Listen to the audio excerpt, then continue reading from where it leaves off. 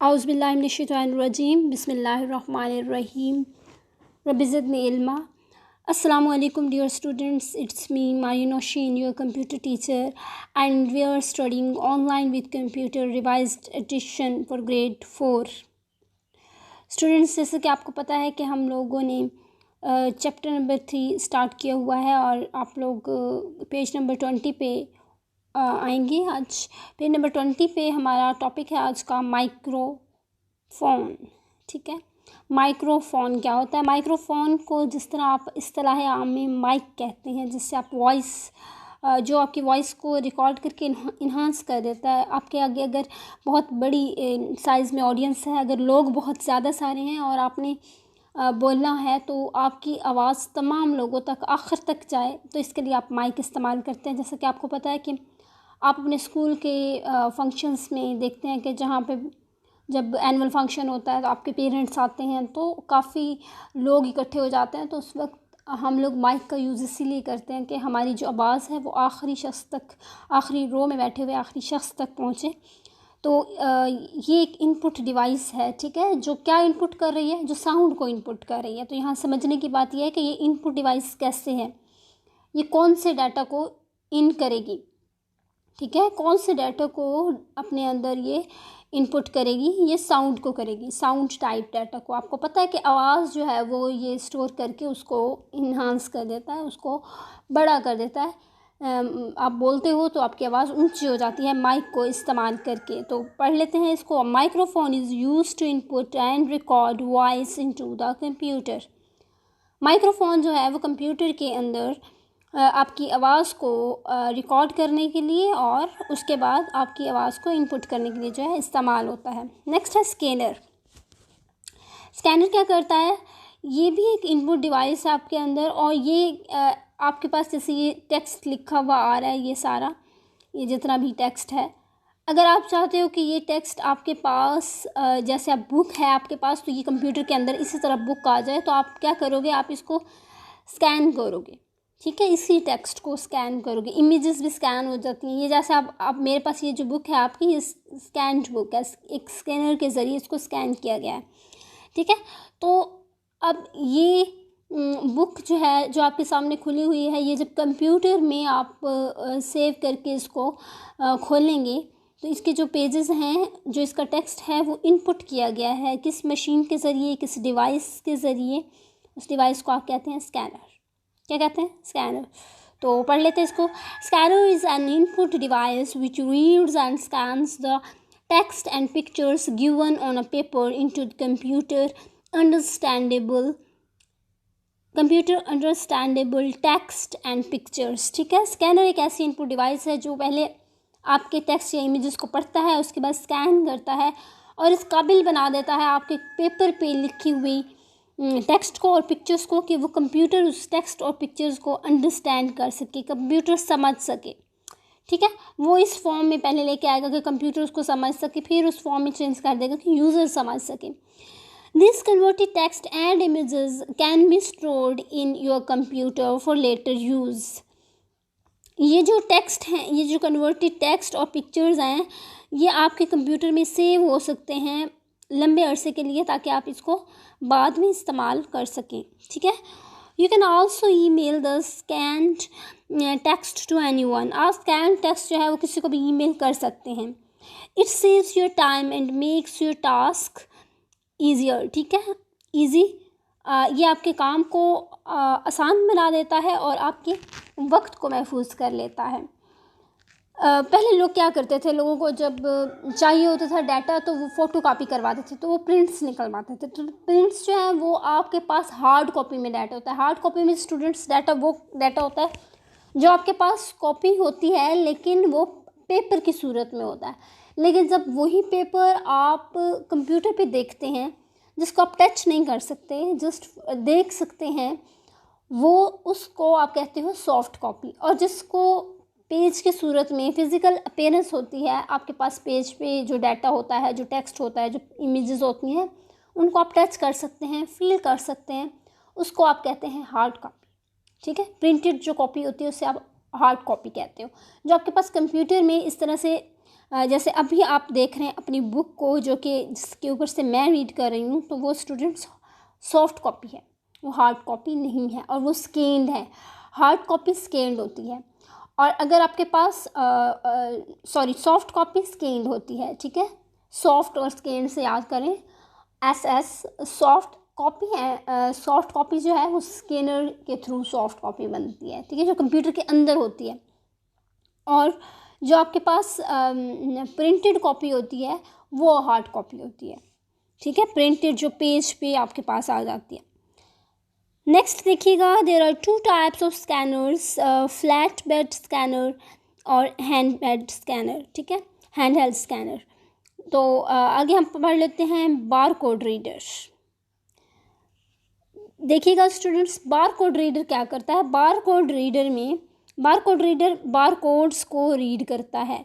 बार codes आपके पास इस तरह वर्टिकल लाइंस होती है। वर्टिकल का मतलब होता है अप टू डाउन और डाउन टू अप, ठीक है, अप टू डाउन और डाउन टू अप जो लाइंस होती हैं उनको आप कहते हो वर्टिकल लाइंस। हॉरिजॉन्टल लाइंस जो होती हैं वो लेफ़्ट टू राइट और राइट टू लेफ़्ट होती हैं, ठीक है। तो ये भी आपको पता होना चाहिए। अब आप 4 क्लास में आ चुके हैं, तो अब मैं वर्टिकल लाइन बोलूँगी तो आपको डिफ़िकल्टी नहीं होनी चाहिए। ये वर्टिकल लाइंस ही हैं, ठीक है, जो अप टू डाउन है।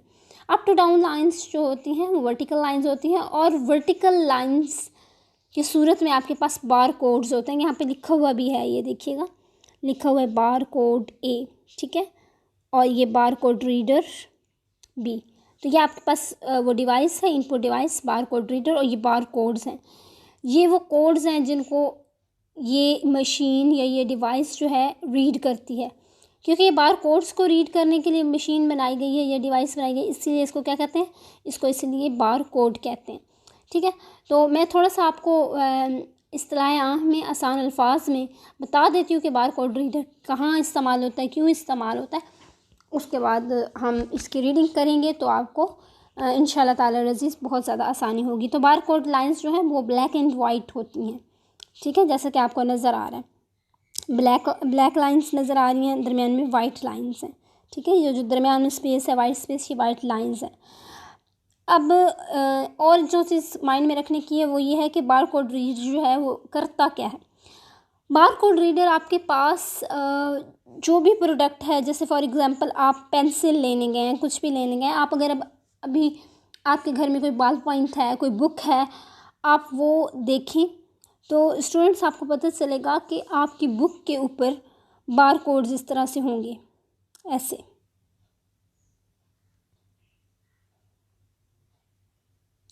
ठीक है। इस तरह से बार कोड्स होते हैं, वर्टिकल लाइंस। आप किसी भी प्रोडक्ट की देख लें, आप पेंसिल देख लें, आपकी पेंसिल पे भी होंगे, पेंसिल बॉल पॉइंट पे भी बार कोड्स होते हैं। अच्छा, बार कोड्स करते क्या हैं, बार कोड्स के अंदर इंफॉर्मेशन, जो भी पेंसिल है, अगर आपके पास आपकी बुक है, या जो भी चीज़ है, जो भी प्रोडक्ट है, उसकी सारी इंफॉर्मेशन होगी कि फॉर एग्ज़ाम्पल वो पेन है तो उसका कलर क्या है, ठीक है, उसकी प्राइस क्या है, ये भी होगा कि उसकी प्राइस क्या है, उसका प्रोडक्ट नंबर क्या है, ठीक है, उसका मॉडल नंबर क्या है। इस तरह से सारी इंफॉर्मेशंस जो होती हैं वो सारी कहाँ पे स्टोर होती हैं, इन बार कोड लाइंस के अंदर स्टोर होती हैं। Now let's read it. A bar code reader is used to read bar codes printed on item in a shop meant for sale का मतलब है जो कि सेल के लिए होती हैं, ठीक है, जो कि सेल के लिए रखी जाती हैं, सेल यानी बेचने के लिए, ठीक है। अब इसका मतलब लफ्ज़ी तर्जुमा अगर हम करें तो देखें कि बार कोड रीडर इज़ यूज्ड, इस्तेमाल होता है, टू रीड, पढ़ने के लिए, बार कोड्स को प्रिंटेड ऑन आइटम्स, जो आइटम्स के ऊपर प्रिंटेड होती हैं, इन अ शॉप के अंदर जो कि आइटम्स रखे हुए होते हैं, अशिया रखी होती हैं, किस लिए रखी होती हैं, वो बेचने के लिए रखी होती हैं, मेंट फॉर सेल, जो कि बेचने के लिए अशिया रखी होती हैं, उनके ऊपर जो प्रिंटेड बार कोड्स होते हैं उनको रीड करने के लिए हम बार कोड रीडर का इस्तेमाल करते हैं, ठीक है। अब देखिए बार कोड क्या है, अब ये डेफिनेशन देख लीजिएगा। A bar code is a sequence of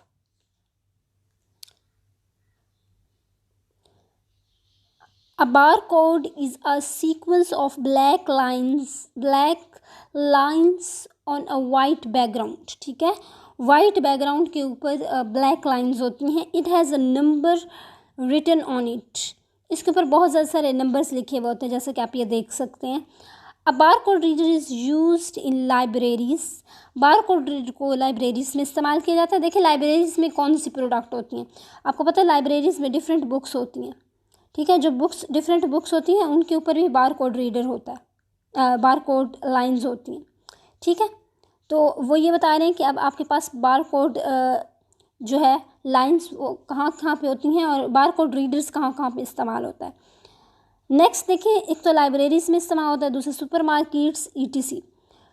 किस लिए इस्तेमाल होता है? To distinguish the item big scan, to make appropriate entries in the stock records as well as to raise a bill if required. वो कहते हैं इसको इस्तेमाल इसलिए किया जाता है ताकि हम जो है वो जो भी स्कैन किए हुए आइटम हैं उनके दरमियान हम फ़र्क, डिस्टिंग्विश का मतलब है कि हम उनके दरमियान फ़र्क कर सकें. ठीक है, और सही तरह से अप्रोप्रिएट का मतलब है बिल्कुल ठीक अंदाज से हम एंट्रीज कर सकें, डाटा एंटर कर सकें, जो कि हमारे पास स्टॉक रिकॉर्ड्स होते हैं. स्टॉक रिकॉर्ड्स का मतलब है कि जितनी भी अशिया ली गई हैं, दी गई हैं, उनके तमाम के जो रिकॉर्ड होते हैं. इसके अलावा अगर हमने कस्टमर को बिल बना के देना है, ठीक है, आपको पता है बिल बना के देना पड़ता है कस्टमर को, तो उसके लिए भी आपके पास बारकोड रीडर जो है वो हेल्पफुल होता है. जैसे कि मैंने आपको बताया कि बारकोड रीडर के अंदर प्रोडक्ट की सारी इंफॉर्मेशन स्टोर हो जाती है. तो बारकोड रीडर प्रोडक्ट की प्राइस को भी स्टोर कर लेता है. इस तरह शॉपकीपर के लिए आसानी रहती है. ठीक है, बारकोड रीडर को इस्तेमाल करने से. इंशाल्लाह ताला अज़ीज़ हम अपने नेक्स्ट लेक्चर के अंदर लाइट पेन पढ़ेंगे. ठीक है, होप सो आप लोगों को बहुत अच्छे से समझ आई है. Till next lecture, stay blessed. अल्लाह हाफिज़. Remember me your prayer.